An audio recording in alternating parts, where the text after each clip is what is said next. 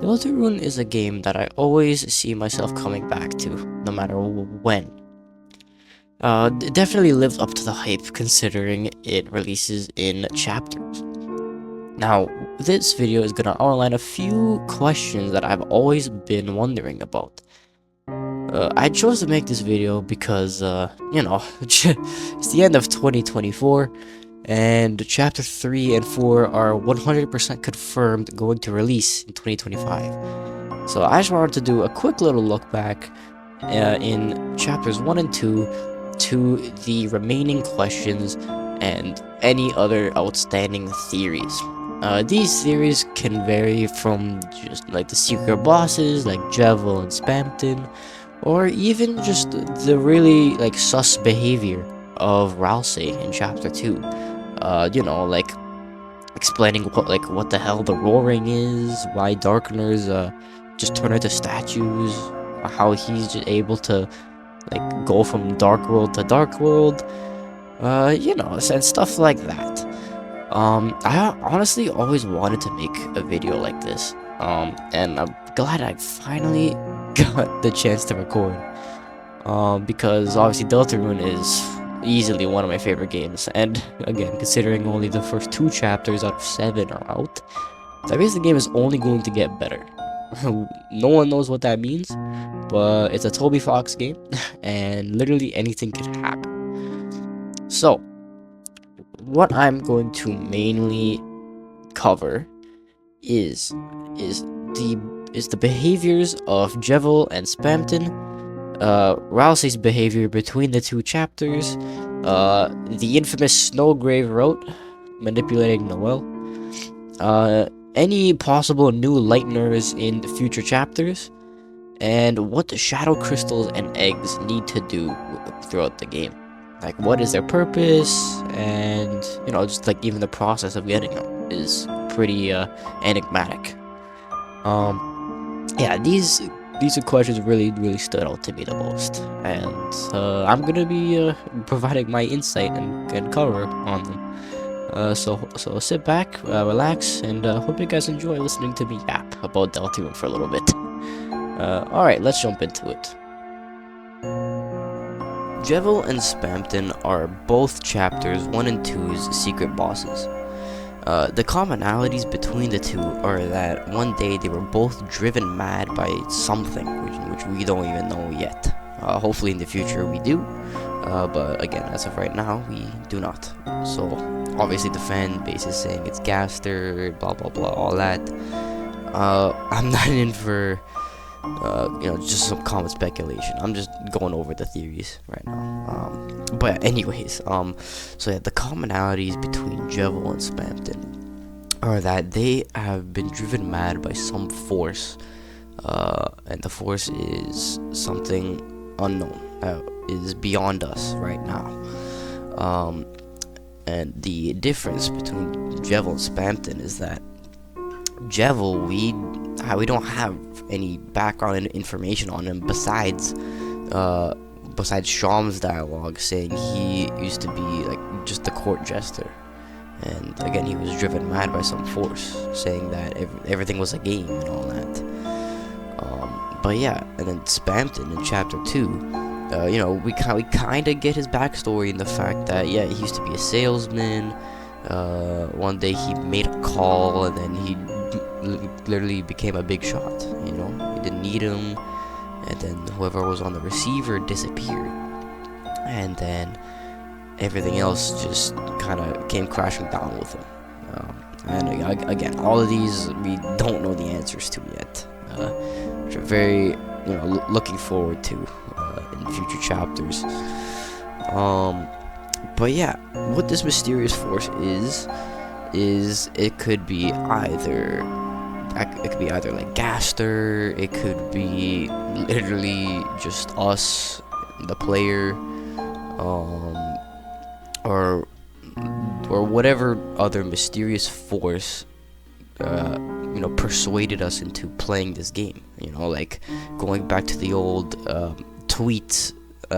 Toby Fox's Twitter account was tweeting when Chapter 1 released, like, you know, it kind of reminiscent of the dialogue from entry number 17.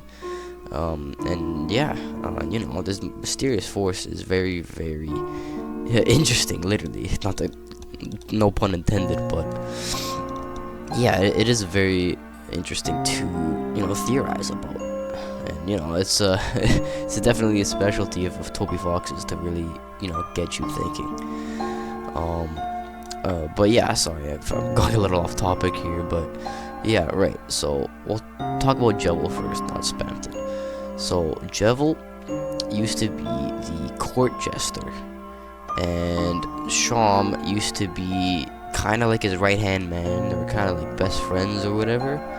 And then Sham said, yeah, one day I think he came into contact with somebody, and you know, Jevil slowly started being driven mad. You know, seeing the world as a game, and you know, just talking nonsense like that. So all the kings locked him up. And when we first meet Jevil now, obviously he's still, you know, pretty crazy and talks a lot of nonsense. But yeah, even now he still says that he is the only free one inside of his cell. And yeah, it is very interesting to kind of see his perspective. Yeah, also, like, even like when you defeat him through fighting or through mercy, yeah, like the dialogue he presents is you know, interesting to speculate about, because you know, when you beat him through pacifism, through mercy, he says like now I will sleep for the other 100 years. You know, unfortunately you cannot have such a pleasant dream. You know, and you know, like something like that. He gives us like a whole premonition, saying that like hell's roar bubbles from the depths in the shadow of the night's hand, or whatever, so something like that. But yeah, so what he's trying to say to us, I guess, is that, you know, like, future chapters is gonna be a lot of chaos. You know, gonna be a lot of you know, like a very big very big you know, climax event, probably world ending, I guess. You know, what kind of similar to what Rousey said about the roaring, you know, like the titans will emerge and all that stuff. So he could be alluding to that. But yeah, still kind of exciting to again see what the future chapters are about. And yeah, I'm probably gonna get this video out before chapter 3 and 4 come out. You know, just to see if any of these questions were actually answered. Hopefully, but yeah. So yeah, so that's pretty much Jevil's whole situation. So now on to Spamton. So we first meet him in like a random dumpster, right? And then obviously he also kind of talks nonsense. His dialogue is very broken, and you know, he's always talking about, you know, be a big shot, this and deal that. So yeah, what I think about Spamton is that, right, he obviously got corrupted by whatever was on this phone line that he supposedly came into contact with, and how he got rich, how he got big.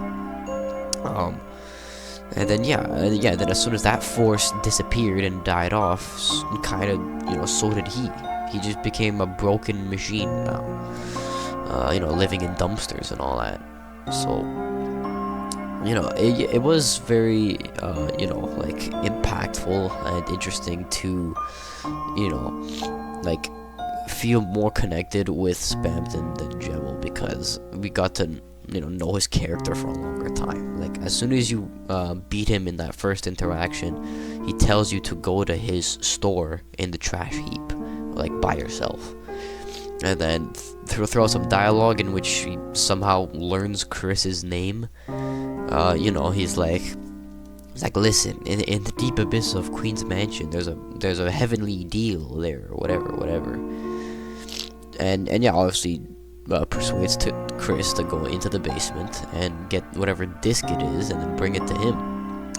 Because I believe Spamton's plan was to somehow ascend from the Dark World. Because with the disc that we brought him, he loads it with himself, I guess, and then you put the loaded disc in the machine, and then all of a sudden you get Spamton Neo, right? And then after Spamton realizes that, he's like, what are these strings? Like, why am I still a puppet? And stuff like that. He's like, I need to be bigger, I need to be stronger. And you know what? I think, Chris, your soul is gonna be, what gets me out of here. And obviously confronts Chris and tries to take his soul. Because he says, he literally says, we can stand up tall and see past the dark. So yeah, this is, I guess, so far the first situation that a Darkener wants like a human soul for whatever purpose they want. And yeah, again, it is interesting to see this confrontation because, again, Spamton is this broken program and corrupted by whatever.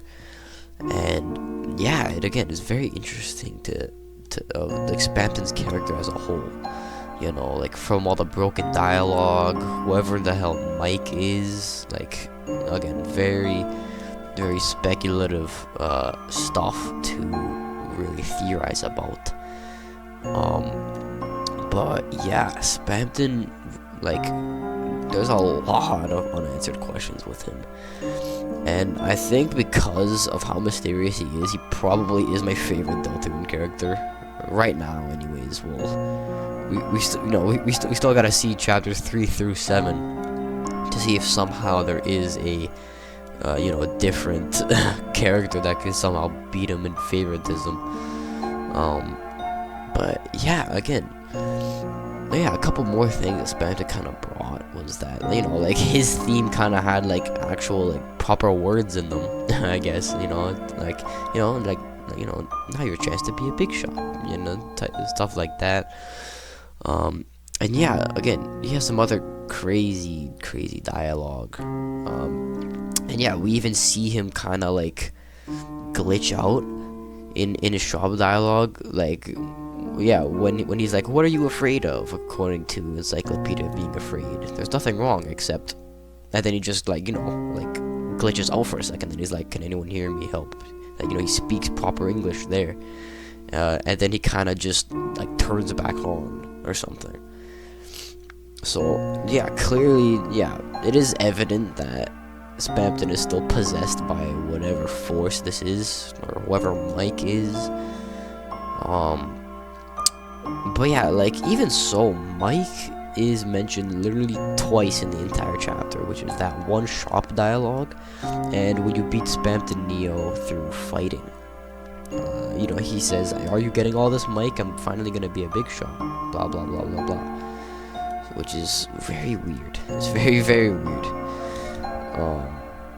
But yeah, Spamton is a really, really mysterious character. But yeah, I really hope to see kind of more characters like Spamton and Jebel.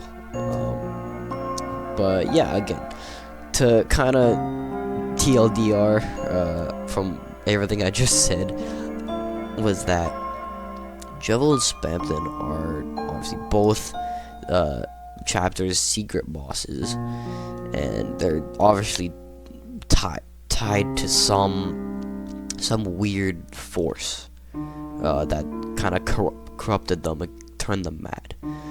Jebel started seeing the world as a game and went insane through that, and Spamton kind of got corrupted through like whatever help he was getting through the phone kind of just stopped appearing, and then he came crashing down. But yeah, it is very interesting to see and compare both Jebel and Spamton, because again, they are the most mysterious characters in Deltarune so far. But yeah, I would say that hopefully some questions will be answered in the future chapters. But yeah, I guess, yeah, in my opinion, those are who Jevons Hampton are to me. They have been puppeted into some greater force in trying to help someone or something with whatever, I guess. But yeah, I guess with that we'll move on to the next topic, I guess.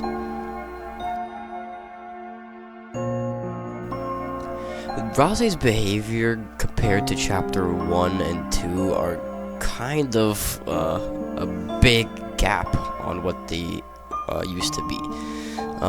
In the sense that in chapter 2, Rousey is a lot more suspicious. So what I mean by this is that like majority of his dialogue can either like refer to, you know, things like Undertale, like after the Spamton fight when he's like, oh, you know, I can make you a cake, or you know, butterscotch, cinnamon, whatever you want, blah blah blah. Kind of, you know, again alluding to, you know, butterscotch cinnamon pie that Toriel makes, and especially when you first meet him in chapter 2, when he's like, oh yeah, that dark fountain that we sealed turned back into a normal classroom, and oh Chris, you know, in order to get everyone back to the dark world, you gotta go back into the classroom, and you gotta get everything. Which is weird because Frosty never leaves the dark world, and he's a full-on darkener. How does he know of the outside world? How does he know that it turned back into a normal classroom when he's in the dark world? You know, it's very weird because, you know, again, if he's a darkener, how is he aware of the light world? You know, how does he know what's outside? And yeah, even another thing being that at the beginning of chapter 2, you know, as soon as we're introduced to Queen and we take care of the werewires with Susie, like all of a sudden Rousey just appears, and then he's like, "Ooh, I felt a dark presence and I rushed over here." Like, how is that possible? And yeah, you know, like, how do you just go from dark world to dark world like that, you know? And yeah, even with the whole thing being like, when Lancer turned into a statue, Rousey was like, oh, this is something I can't heal, you know, each darkener belongs to their own fountain, blah blah blah blah blah, you know, if they don't suit this, they'll just turn into a statue, you know, and again, further prove the point to, you know, like, how does Rousey exist without turning into a statue in the chapter 2 world? Yeah, you know, same goes for Rule's card, you know, like, even he turns into a statue, but, like, what, the only darkener from chapter 1 that doesn't turn into a statue is Rousey? You know, it's pretty weird, but, yeah, again, Rousey knows a lot more than we do, that's for sure. He's definitely up to something, maybe even hiding something, we don't even know.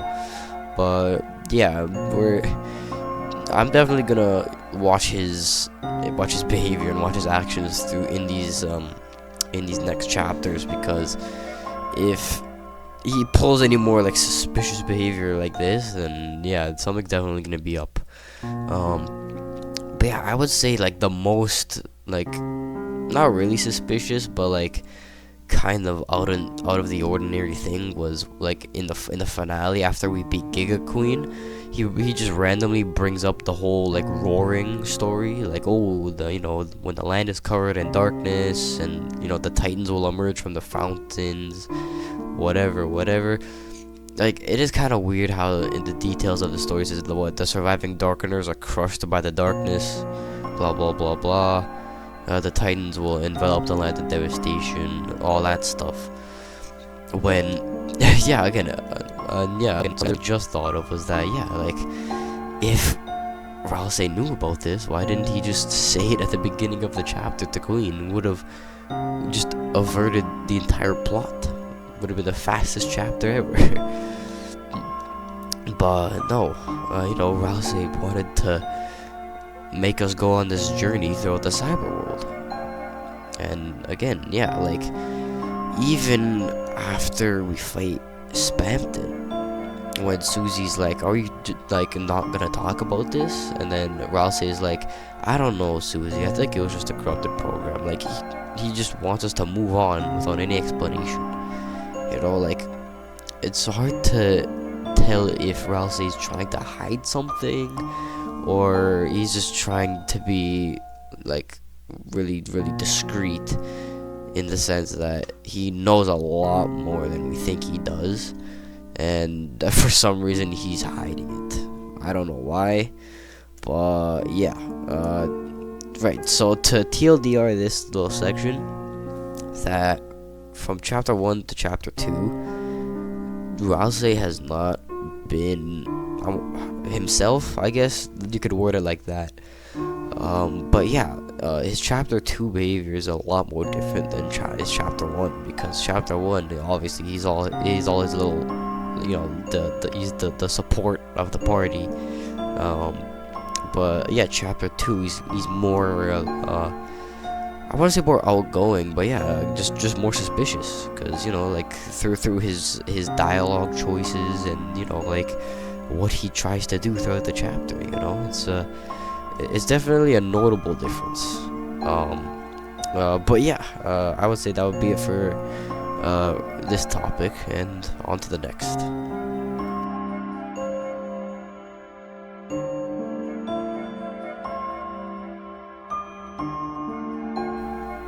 Probably the most concerning and outstanding thing that pops out of chapter 2 is the infamous Snowgrave route, or Weird route, or whatever you want to call it, where we manipulate Noelle into doing whatever our bidding is, in this case going all the way to kill Burnley, I guess.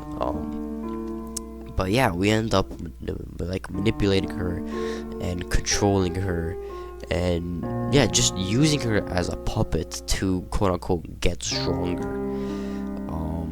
Why this route exists, we have no idea. But all I know is that it is unsettling. Very similar to a genocide route, in the sense that the atmosphere is cold and very lonely,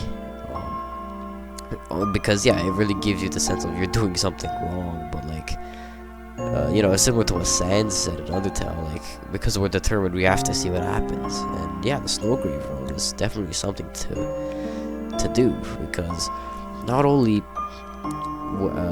after Noelle casts Snowgrave and she leaves or whatever, Queen's entire castle gets taken over by Spampton. Again, how? I don't know. But all I know is that we get a surprise Spampton Neo fight right at the fountain, and it's just Chris.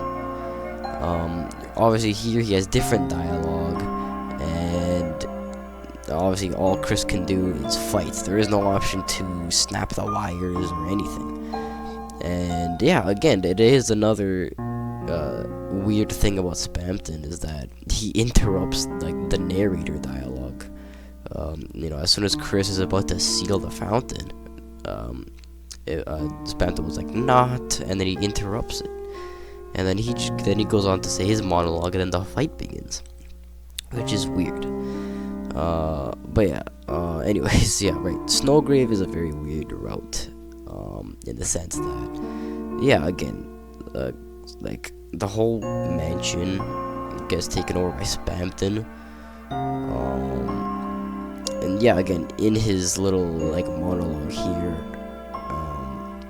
for his final fight, he was like, "Thanks to your total jackass stunts, I have become the Neo somehow." And yeah, he said, like, "Now it's my mansion, my city, and my world." So it is weird to see that somehow through the Snowgrave road, like, Spampton is involved in this. Like, he's the one that gives us the Thorn Ring for Noelle. And again, similar to the genocide route in Undertale, he tells us how many Darkeners are left to freeze. And it is very interesting to see like the Snowgrave Road and Genocide Road kind of collide into each other, and it's definitely going to be interesting to see what choices have been altered through this route, especially concerning Noel, because right as soon as we go back to the light world, we leave Burnley in the library and we go to the hospital.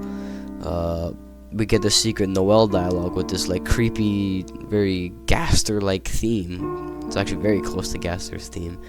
And then, like we practically just see Noel trying to comfort herself. And yeah, she speaks of like, there's a terrifying voice, unlike Chris's. Chris has been acting differently, blah blah blah. So yeah, I think what the Snowgrave route ultimately is us, the player, like manipulating Noel by our own hands, and especially through Chris as well, because I think before we were connected to the Deltarune world, Chris was just good. He was chill. He was literally just a chill guy. Because with all like the backstory that Noel gives us, like, oh, remember we used to go into the forest and blah blah blah blah. And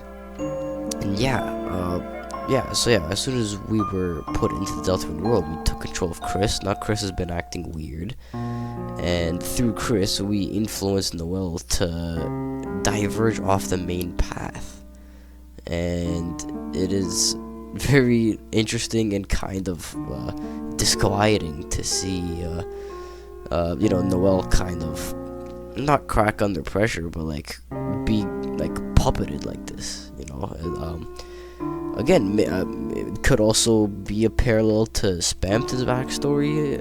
I'm unsure, but yeah, the Snowgrave route, I think in my personal iteration, is the route that full on tells us that, again, like us as the player is its own entity from like Chris. Like the soul that we control, the determination soul, is like literally our soul, the player's soul, and we're just using Chris as a puppet to kind of go on these adventures and all this stuff. And again, I guess in Snowgrave, even to manipulate his very close friend. Again, it's very interesting to see all this play out, and definitely gonna see what options will be altered because of this route in future chapters. But yeah, with that said, I'll just move on to the next topic.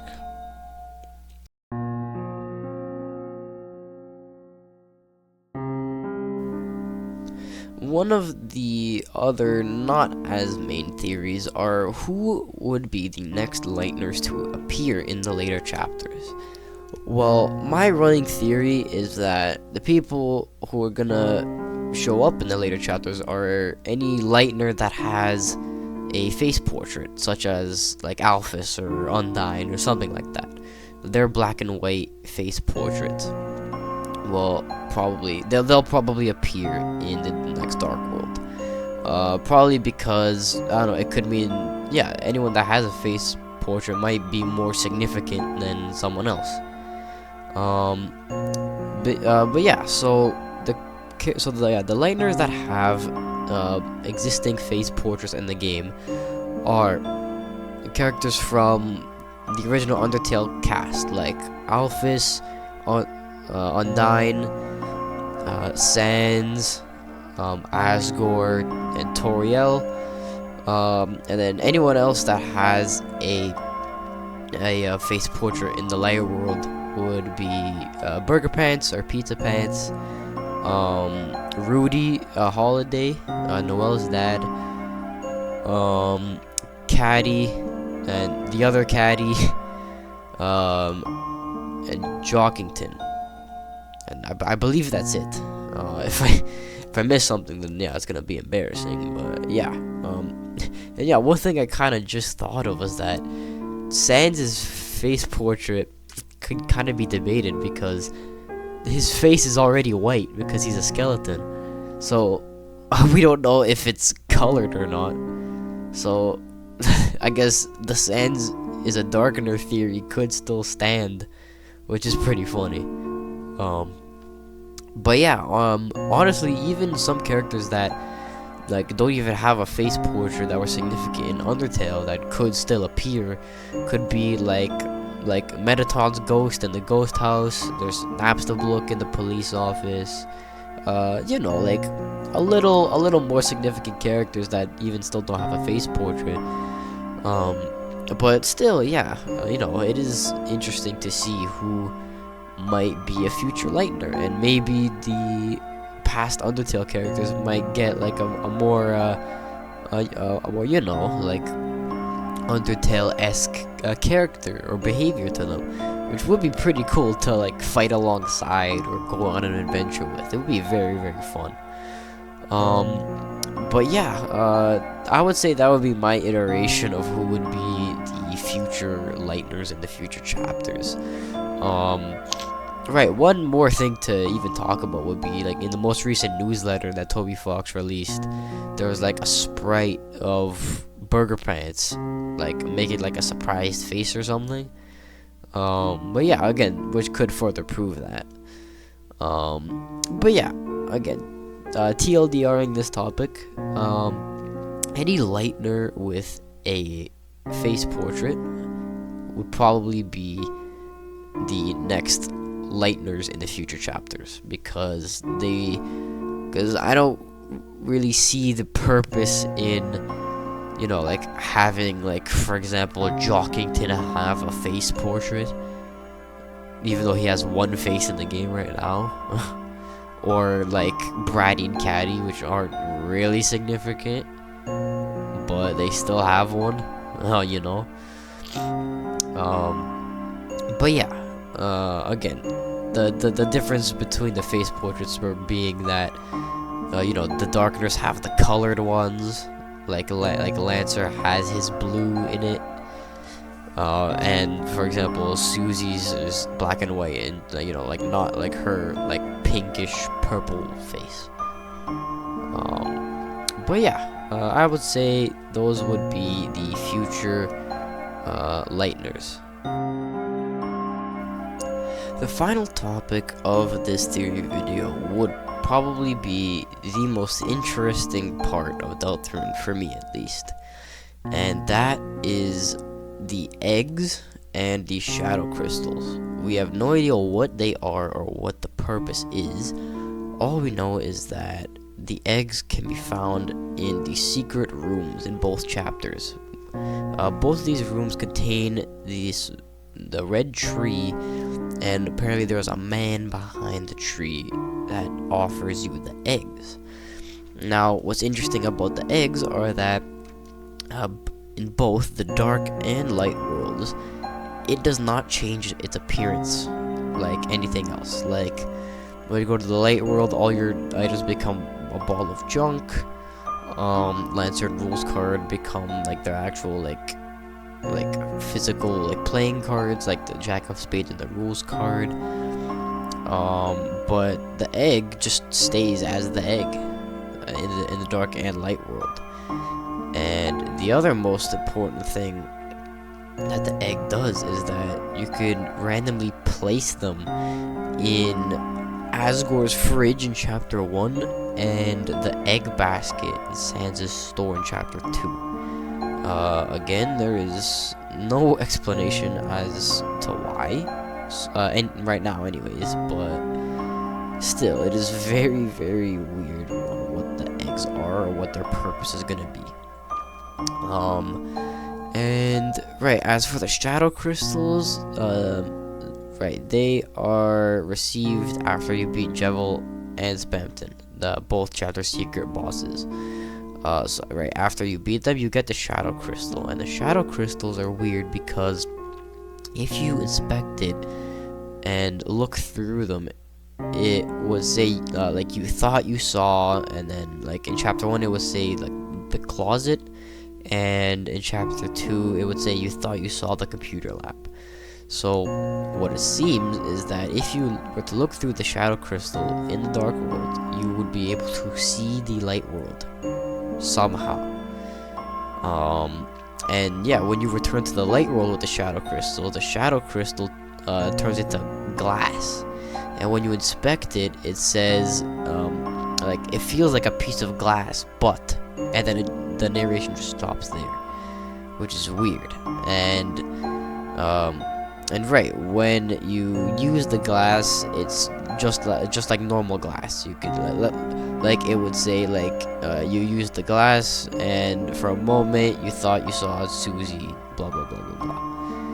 And it is weird, especially because right when you talk to Sham, he collects them for you. He holds on to them for you. So yeah, the commonality between the shadow crystals and the eggs is that, so far anyways, we have no idea what their purpose is. Hopefully it is going to be to something much greater than our comprehension.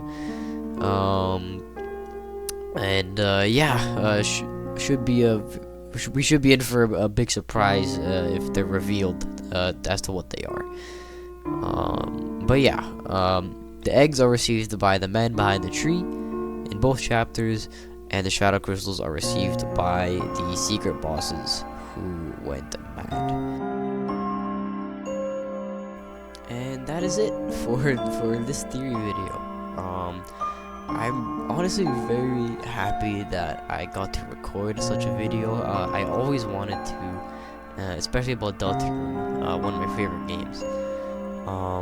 And yes, as of right now, I am going to be able to get this out right before New Year's. So, for seeing this right now, as I'm recording this, which is December 30th, Happy New Year. Cheers to a happy 2025. And yeah, I guess for an outro, I guess I gotta promote my stuff. So yeah, if you're new here, subscribe to the channel. I have a podcast called the Extra Life Podcast. Be sure to check that out.